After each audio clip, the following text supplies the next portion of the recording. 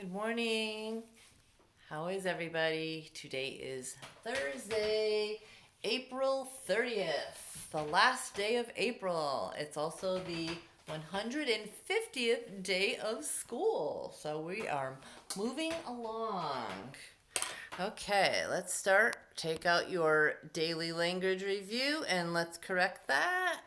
I know, and I see photos that you guys send to me. Some are have a couple little mistakes, so I want you to make sure you check this and fix your errors, okay?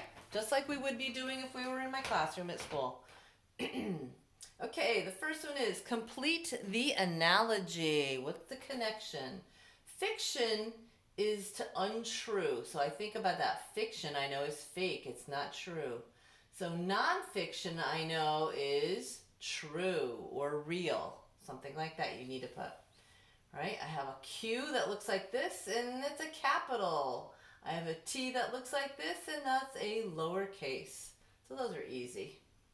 Identify the verb in the sentence. He blinked at the bright light. What did he do? He blinked. So that would be our verb, underline verb. I just feel like this isn't zoomed in enough. I'm looking at it on a little phone, so that's why it's harder to see. Correct the sentences. Me and you can order a pizza from Domino's on Friday night.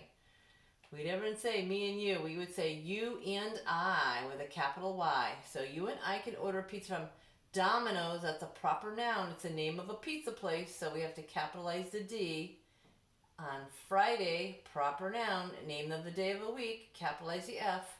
On Friday night, and we need punctuation. Forgot to circle that. Now you could also put an exclamation mark if you want, because you and I can order a pizza from Domino's on Friday night. If you say it that way, that's exciting and would require an exclamation mark. Otherwise, at least just have a period, and then rewrite the sentence out. Number 5. Have you read the book Sideways Stories from Wayside School? I put a question mark at the end because it's asking a question. I started with a capital H. And the title of the book is Sideways Stories from Wayside School. So we always underline the title of a book. It doesn't go in quotes. We underline the title like I wrote here. But we need to capitalize the important words in the title. So Sideways, Stories, Wayside, and School are all important. From is it an important word, so don't capitalize from. Sideways Stories from Wayside School. Have you read the book Sideways Stories from Wayside School? Capitalization or question mark, underlined, capital letters, capital H. Okay? Today's. Set up a little. Can we see that? Okay. Correct the sentences. How much money do you have left from lunch? And the next one, they has a truck, a car, and a bike in their driveway. Ooh, I see like 5 things that need to be corrected there. Right. Number 3, which are the singular nouns? Singular versus plural. Singular means one, plural means 2 or more. So, is this one ball or is this 2 or more? If it's singular, if it's a single one, you'll circle it. So baseball, mitt, bats, player, outs. Circle the singular nouns. And then put these words in alphabetical order. Now we have not done that in a while. It's been a while since we've done that. So we have short, ship, shame, shave. Oh, they all start with an S. We go to the next letter.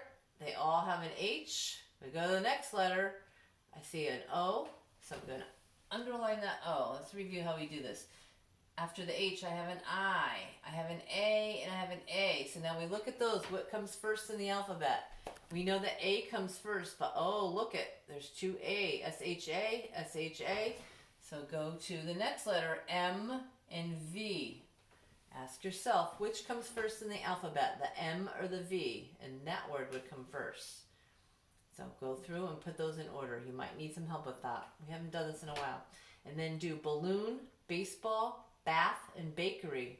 They're all B-A words, so you have to go to that 3rd letter and underline it. Right? And then just write them here in order. So that's today's. Okay. So let's get on to our writing. We're doing informational writing, but we're also doing some research with things too. So what we've been working on is citing the source. Citing the source means you're looking for experts' information. So when I sent you the videos on your animal, and then I gave you an article on your animal, and then you were looking around for any other videos or books or things that you might have. Those are all expert information sources. So the word cite means to give credit to, or say, well, this person is the expert on this information. So we want to put their information into our stories. The word cite, C-I-T-E. And I have cite up here. This is the one we're doing. That means to give the information from the expert.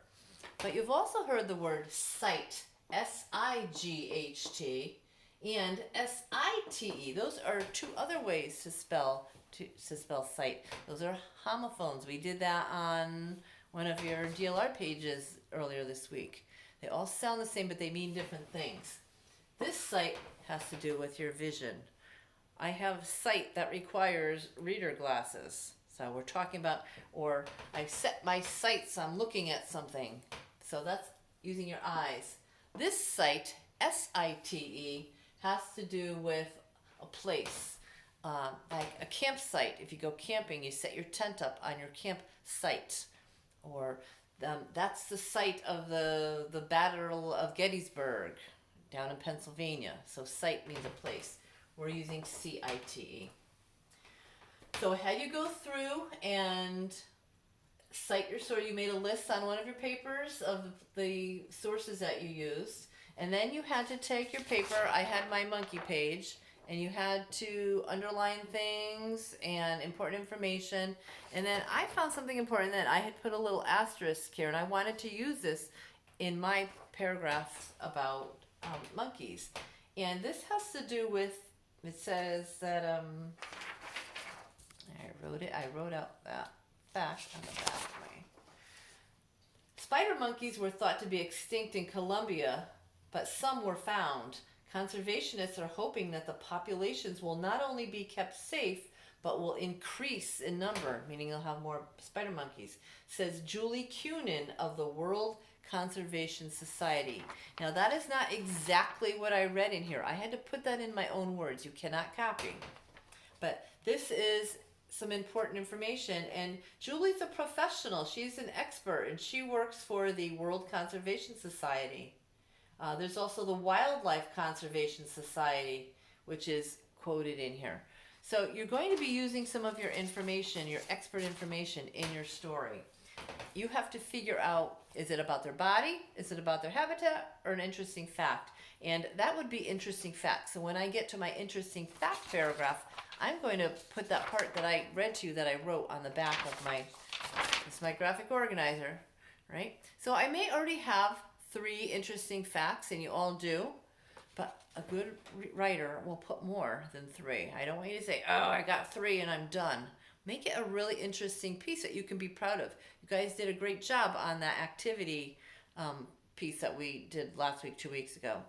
Right before school got out, you did an opinion piece. You did a great job on that. So we take our time and we put lots of details in there.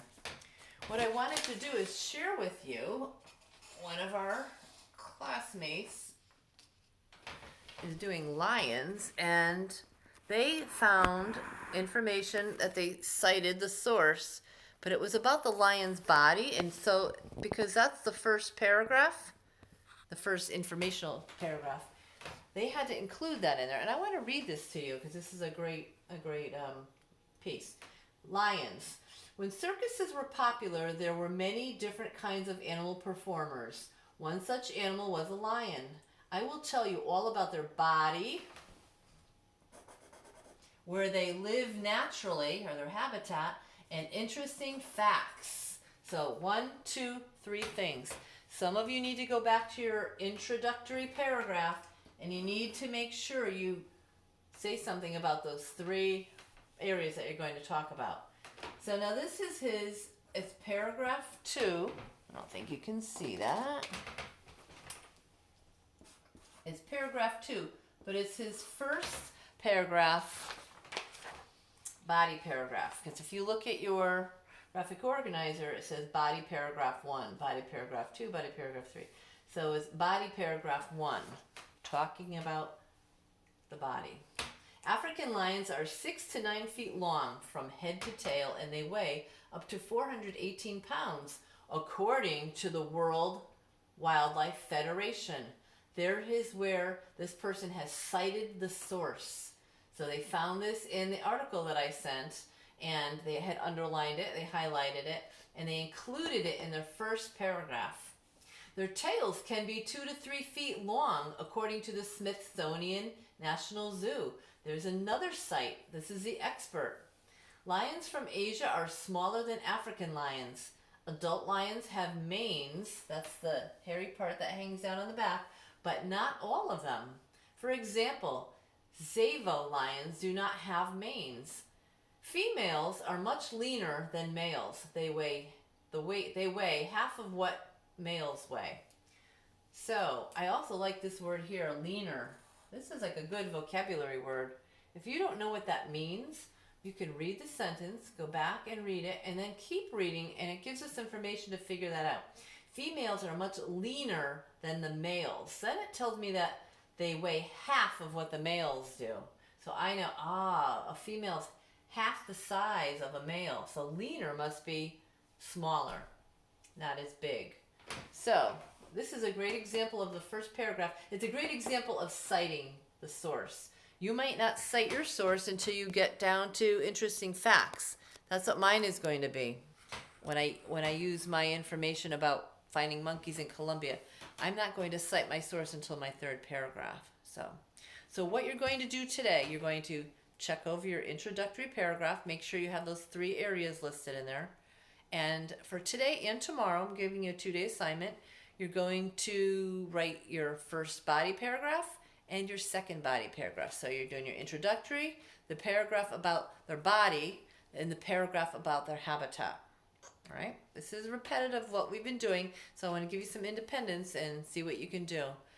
Pull up your Google Doc that you started typing it on and just continue using that same Google Doc. We're going to make one big, long document on your animal. You guys are doing a great job on this. Thanks for getting back to me about whether you think it's a lot of work or not. I don't think I give a lot of work. I think I break it down and give you pieces to do every day. I know sometimes these videos get a little bit long, and I try to remember things. Oh yeah, I've got to tell them this, I've got to tell them that, and but everybody's doing a really good job, and I'm proud of you guys. Okay, it's rainy outside. We're not going outside today, so I wanted to tell you, you have to do it for tomorrow if you do. One of the things that I like to do in the morning, one of my favorite TV shows, I don't watch a lot of TV, but I do in the morning at 8 o'clock on MeTV, which is Channel 8 on Comcast. I don't know what you have. It's MeTV, MeTV. The show is called Leave It to Beaver. It's from when I was a little kid. It's in black and white. It's not color. But Beaver is a boy, and it's stories about this boy and the trouble he gets into and the fun that he has. And so if you're ever looking for a great TV show, I want you guys to watch that and let me know. You can send me a note if you watch it. So it's on from 8 to 8:30, and then there's another episode from 8:30 to 9, 2 half-hour ones. It is black and white. We don't need color, but watch it and let me know what you think someday. Okay? All right. Have a good day, everybody. Bye.